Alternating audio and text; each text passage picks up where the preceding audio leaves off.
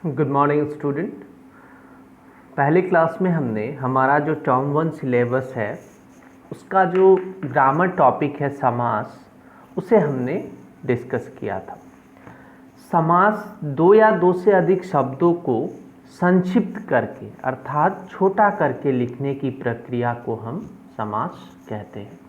हमने देखा था समास के कितने भेद हैं। समास के 6 भेद हैं। 6 भेदों को हमने डिस्कस किया था और जो भी अभ्यास में दिए हुए प्रश्न उत्तर थे उसको भी हमने किया था। तो आज हमारा जो टॉपिक है, नया टॉपिक है संज्ञा, नाउन। इस विषय को हम लोग समझने का प्रयास करेंगे। संज्ञा आप लोग क्लास 1 से पढ़ते आ रहे हो, जो नाउन है। तो संज्ञा के बारे में जो है कि आप सभी लोग जानते हैं कि संज्ञा किसे कहते हैं। फिर भी इसको हम थोड़ा डिटेल्स में, थोड़ा विस्तार से हम लोग समझने का प्रयास करेंगे। देखिए, संज्ञा क्या होता है? किसी वस्तु, व्यक्ति, स्थान या भाव का जो बोध कराता है, या फिर किसी के वस्तु, स्थान या भाव के नाम को जो है कि हम लोग संज्ञा कहते हैं। जिस शब्द से हमें किसी व्यक्ति, वस्तु, स्थान या भाव का बोध होता है उसे हम संज्ञा कहते हैं। यहाँ पे हम लोग देखते हैं, साहिल विद्यालय से घर लौटा। उसकी प्रसन्नता का ठिकाना न था। उसे कविता पाठ प्रतियोगिता में पुरस्कार मिला है। प्रधानाचार्य ने उसे पुरस्कार दिया था। उसने दादाजी और दादी जी को बताया। उन्होंने उसे गले से लगाया। देखिए, यहाँ पे जो भी इन वाक्यों में आए, साहिल, विद्यालय, घर, प्रसन्नता, ये सारे शब्द क्या हैं? व्यक्ति, स्थान, वस्तु या फिर भाव के नाम हैं। तो इन्हें हम लोग क्या कहेंगे? संज्ञा कहेंगे। तो इसका डेफिनेशन है, किसी व्यक्ति, स्थान, प्राणी, वस्तु और भाव आदि के नाम को हम संज्ञा कहते हैं, नाउन कहते हैं। अब देखिए, निम्नलिखित लक्षणों के आधार पर संज्ञा को पहचाना जा सकता है। संज्ञा को आप कैसे पहचान सकते हैं? देखिए, प्राणीवाचक होते हैं। कुछ संज्ञा शब्द प्राणीवाचक होते हैं और कुछ अप्राणीवाचक। प्राणीवाचक शब्द क्या है? देखिए, आदमी, बालक, गाय, चिड़िया, मोहन, ये सब प्राणीवाचक है। अप्राणीवाचक शब्द क्या है? पुस्तक, गिलास, घड़ी, मेज, बस, वस्तु, स्थान, व्यक्ति, सभी के नाम को हम लोग संज्ञा कहते हैं। तो कुछ प्राणीवाचक होते हैं, कुछ अप्राणीवाचक होते हैं। कुछ संज्ञा शब्दों की गिनती की जा सकती है और कुछ की गिनती नहीं की जा सकती है। आदमी, गाय, पुस्तक की गिनती हो सकती है, इसलिए इन्हें गणनीय, मतलब इनको गिना जा सकता है। लेकिन पानी, हवा, तेल, घृणा, प्रेम आदि को हम लोग गिनती नहीं कर सकते हैं, तो इसको अगणनीय हम लोग कहते हैं। अब संज्ञा के भेद देखिए। संज्ञा के हम लोग आज तक मूल रूप से 3 भेद पढ़ते आए थे, व्यक्तिवाचक, जातिवाचक और भाववाचक। पुस्तक में आपका जो है कि और 2 भेदों के बारे में बताया गया है, समूहवाचक और द्रव्यवाचक, जो कि आपके पुस्तक में, व्याकरण की पुस्तक में है। तो इन 5 भेदों को हम समझने का प्रयास करते हैं।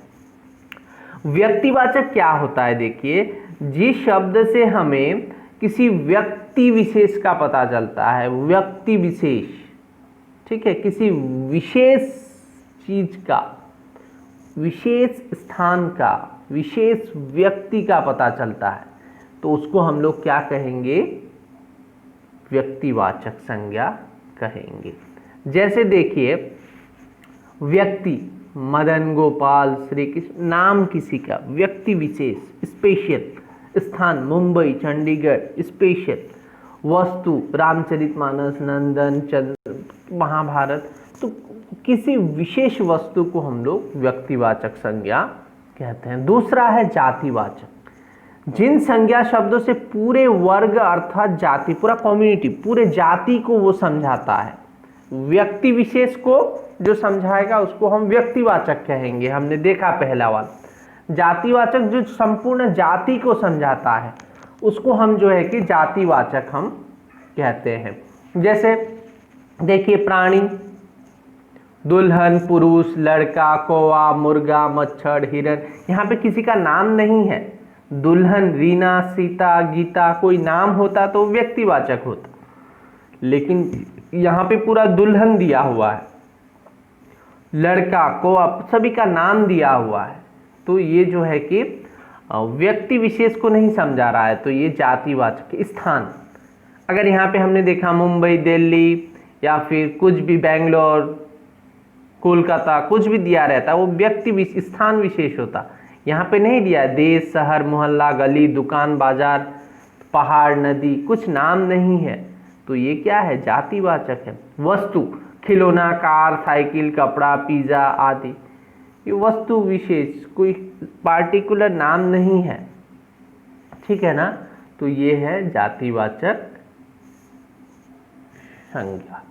नेक्स्ट है भाववाचक, जिससे भाव का पता चलता है, फीलिंग्स, तो जैसे थकान, मुस्कुराहट, लड़ाई, बहाव, गर्मी, तो ये भाववाचक। अब दो नए जो दिए हुए, पहला है द्रव्यवाचक। देखिए, जो संज्ञा शब्द किसी धातु, द्रव्य या पदार्थ का बोध कराते हैं उन्हें द्रव्यवाचक कहते हैं। जैसे 2 किलो आटा दीजिए, यह अंगूठी सोने की है, भैंस का दूध कितने रुपए लीटर है, तो ये सब क्या है, आपका द्रव्यवाचक है। आटा, सोना, दूध, ये सब द्रव्यवाचक है, लेकिन हम इन्हें गिन नहीं सकते, इन्हें नापना या तोलना पड़ता है। धातु, द्रव्य या पदार्थ को सूचित करने के कारण इन्हें द्रव्यवाचक कहते हैं। इनको हम गिन नहीं सकते, इनको हम वजन लेते हैं, हम लोग नापते हैं, तोलते हैं, तो इसलिए इसको द्रव्यवाचक कहते हैं। जैसे अन्य उदाहरण है चीनी, लोहा, पानी, मिट्टी, तेल, चाय, अनाज, चांदी आदि। अब नेक्स्ट जो भेद है वो है समूहवाचक। समूहवाचक क्या होता है, जो संज्ञा शब्द एक ही जाति के व्यक्ति या वस्तुओं के समूह को बोध कराते हैं उन्हें समूहवाचक संज्ञा कहते हैं। जैसे भीड़, एक समूह मतलब गैदरिंग, समूह, पूरा समूह को समझाता है, तो उसको हम जो है कि समूहवाचक कैसे देखें। चाबियों का गुच्छा, गुच्छा, सभी चाबियां जो है समूहवाचक। भारतीय सेना, सेना में बहुत सारे एक ही प्रकार के सेना है। कूड़े का ढेर, अनेक कूड़े का ढेर जो है कि गुच्छा, सेना तथा ढेर शब्द किसी न किसी समूह को सूचित कर रहे हैं। ये सभी शब्द संज्ञाएं हैं, समूह को सूचित करने के कारण इन्हें समूहवाचक संज्ञा कहते हैं।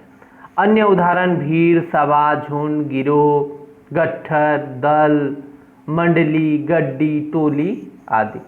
तो इन सब को जो हमने देखा कि किसी वस्तु, व्यक्ति, स्थान या भाव का बोध कराने वाले शब्द को संज्ञा कहते हैं। संज्ञा के मुख्य जो है कि 3 भेद होते हैं, व्यक्तिवाचक, जातिवाचक और भाववाचक। परंतु आप लोगों ने यहाँ पे 2 और भेदों को देखा, द्रव्यवाचक और समूहवाचक। व्यक्तिवाचक में व्यक्ति विशेष का पता चलता है, जातिवाचक में जाति का पता चलता है, संपूर्ण जाति का पता चलता है, भाववाचक में भाव, फीलिंग्स का पता चलता है, द्रव्यवाचक में द्रव्य या फिर धातु विशेष, धातु के बारे में पता चलता है जिसको हम गिन नहीं सकते हैं, जिनको हम तोलते हैं या फिर मापते हैं, द्रव्यवाचक। और नेक्स्ट जो है अंतिम आपका जो है कि वह है समूहवाचक, जिसका अर्थ होता है जो समूह विशेष के बारे में बताता है। जैसे सेना, चाबी का जो है, चाबियों का जो गुच्छा है, भारतीय सेना, भीड़, जो एक ही प्रकार के समूह को दर्शाता है। तो ये था आपका संज्ञा टॉपिक। इसके बाद जो अभ्यास है इसको हम अगली क्लास में हम लोग डिस्कस करेंगे। तो वीडियो को आप ध्यान से देखिए, आप संज्ञा को आसानी से समझ सकेंगे। अगली क्लास में हम लोग अभ्यास को देखेंगे। Thank you.